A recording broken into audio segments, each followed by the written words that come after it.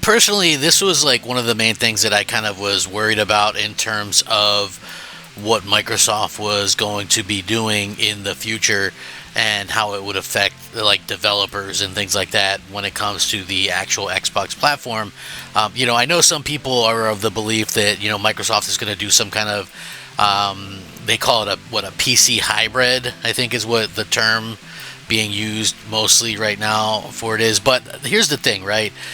There's no such thing as a PC hybrid. I don't claim to be some tech expert, but I do know PCs are open source, right? Like they're open. You can do what you want with them, anything you want with them, right? Any kind of modification, whatever. You can download hacks and cheats, and there's free online. It's like the wild freaking west.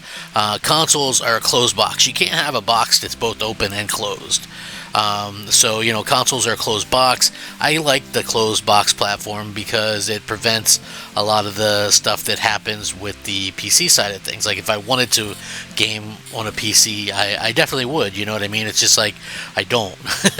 I like gaming in my little world on my consoles, little plug and play, not having to deal with adjusting a bunch of sliders and things like that. So that's the main thing that I kind of like to point out. But I think the thought process is if Microsoft has some kind of quote-unquote hybrid, that it solves the problems of, there's no exclusive, so nobody will buy it because it'll be able to play some of the games that are on Steam that Sony has or something along those lines. But it really leaves out a lot of the issues that kind of come with that, like basically how would you subsidize the hardware? If you have a Steam store on there, how do you go about the Game Pass situation? Because console gamers pay like $10 more because we pay to play online and PC gamers don't. So how do you rectify that? If you buy a game on Steam, Microsoft gets nothing for it. Steam games tend to be $10 cheaper than Xbox games, so why would people buy the games on Xbox? There's like a lot of complications in there, but one of the main things that's going to be a big problem for Xbox going forward is developers skipping Xbox in general for whatever reason. I mean, we've seen stuff come out, we've seen stuff debunked a little bit, but at the end of the day, there are games that are skipping Xbox. I mean, for whatever reason, Black Myth Wukong skipped Xbox, whether it's, some people think it has to do with the, Xbox Series S. I'm not really so sure, as a lot of these games get approved for the Steam Deck, which is, not exactly the most powerful thing in the world to begin with. But, when it comes down to it, I feel like Microsoft, it's a hard sell for Xbox, right? Like, and the reason why it's a hard sell on some developers, and I'm not saying all developers, right? Like, Microsoft went out and bought a bunch of developers, so, they have all these developers that, are going to make games for Xbox. In fact, that's supposedly why they bought Bethesda. They didn't want Starfield to be a PlayStation exclusive, which apparently Sony was trying to get that and make that happen. But at the end of the day, what basically happens is, there are some developers, probably mid to small developers, that just don't have the manpower to go out there and, make things for Xbox, and that's sort of the case with what we see right here. Some people will go, there's always an excuse when it's a game, like, oh, who cares about that? It's like, you know what I mean? But it's like, I think that, can anybody blame a developer for not wanting to put their game on Xbox at this time? I think that's the bigger question. So there's a non-VR version of Alien Rogue Incursion, and it's coming to PlayStation 5 and Steam only. So this is actually a pretty good VR game. It's on PSVR 2, by the way. The game, developed by VR Studio Survivors, was originally released on PlayStation 5 in 2024, and now it's going to be releasing the game with a non-VR version. So, however, the game will now be coming to PS5 and Steam in an enhanced version called Alien Rogue Incursion Evolved Edition, which no longer requires the use of a virtual reality headset. The game stars Zulu Hendrix, an unbreakable ex-colonial marine, on a dangerous mission that brings her to the uncharted planet of Puritan and the secrets hiding beneath its surface, the game's official description. With her sentient AI companion, They must fight their way to the heart of the infested Gemini exoplanet Solutions Research Facility, where she will need to survive deadly attacks from the most cunning xenomorphs, ever encountered, and discover new horrors and threats that, once unleashed, could spell the end of humankind. The new Evolved edition of the game will be released on September 30th, and it's re-envisioned for PS5 and PC to run at full HD, 60 frames per second. It'll come in two versions: a standard version including just the game, and a deluxe version including a blue camo armor skin, a blue camo weapon, and a digital in-game art book. The VR versions of the game met with some mixed reviews, but a Metacritic rating sitting at 78.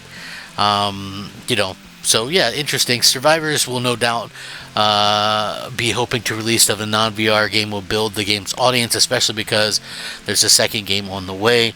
Rogue Incursion was always intended to be the first part of a two-part story, according to the studio, with the second part still in development. Part one of this gripping two-part story thrusts you into the violent world of Alien, where you just try to uncover the secrets lurking within the facility.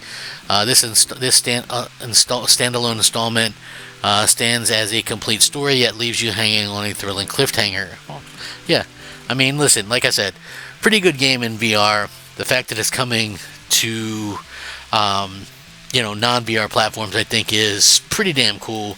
But again, a game skipping Xbox is rather unfortunate, because this seems to be something that is happening a little bit more lately. I mean, like I said, we don't know what's happening with stuff with like Black Myth Wukong and things, but at the end of the day, it's unfortunate that developers are going to skip Xbox, and they're going to continue probably to do so in the future, which is really unfortunate, because they have a good platform. I think the main problem is that gamers are very much in this world where they kind of have to pick and choose, and it's like Microsoft themselves don't do a good job of giving people a reason to get an Xbox in the first place. You know what I mean? It's like I tried to look it up. I did some research on it, and there's not really an instance of a console succeeding in a situation where they don't have any exclusive games. So, I guess it would kind of depend on what you would think succeeding is.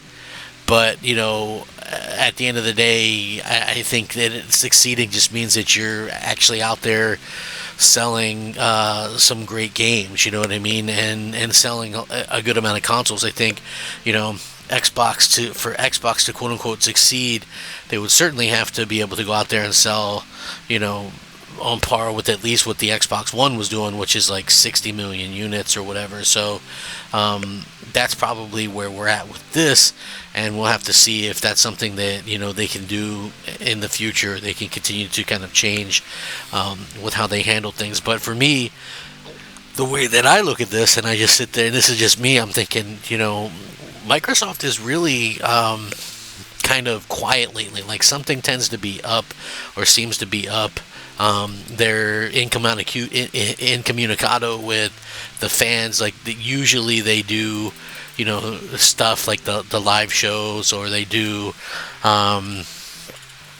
they do something along the lines that, like a fan fest or something. And the fact that they're skipping these types of things, realistically, is not a good sign, in my opinion. And the fact that they're just so kind of out of it in terms of, what they're going to be doing for gamers and things like that. But, we'll see.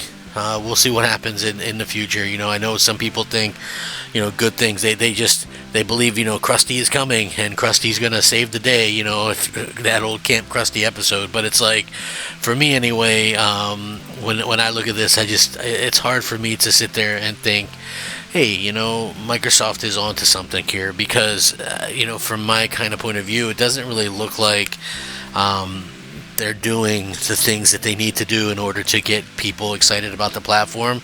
Like, they finally have Game Pass where it needs to be, but see, this is the thing that's so annoying. Game Pass is finally where it needs to be, right?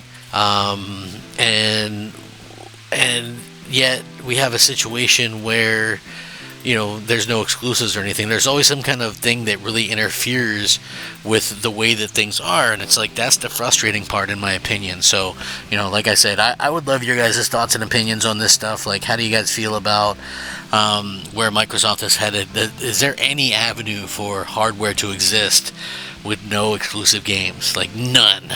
Right? Like, that's the real question that we're going to see going forward. I don't know. I'd love to hear you guys' take on this. I'm going to link this in the description. Let me know. Rack 'em up. Crap Gamer out.